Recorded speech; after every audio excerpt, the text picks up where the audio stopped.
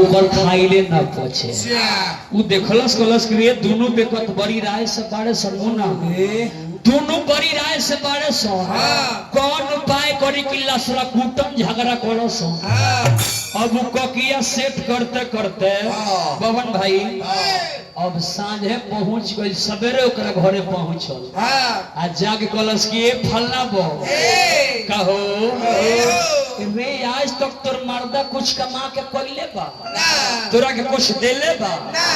मोई कलस की ना का कि कुछ नहीं खे देले आ तो रोह ना जो ये बरे आवत रे तो सोना के झुमका गढ़वा ले सोना के झुमका हद मालिक जे झगड़ा लगावे होला बड़ी तेज होला वो बुझेला के कौना बात पर सेट करी वो जानता मेहरारू दो तीन गो चीज पर बड़ी जल्दी मान जाली डॉक्टर साहब ये प्रमाण बा मालिक अगर 4 दिन खाना नहीं खे बनौले अब मेहरारू के टराई लेवे के बा तो छोड़ दे ओकरा के लालच कौन सी के दो और सुनो ना एक ठाई से आप 5-10 हजार रुपया आइल बा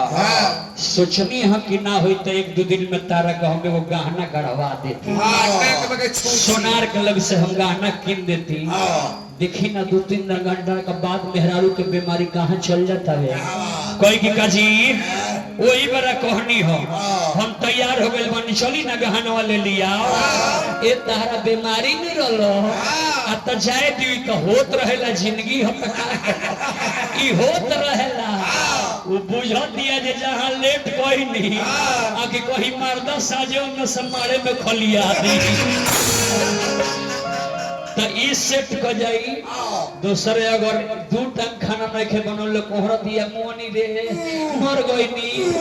ओकरा से कह दी कि सुनो ना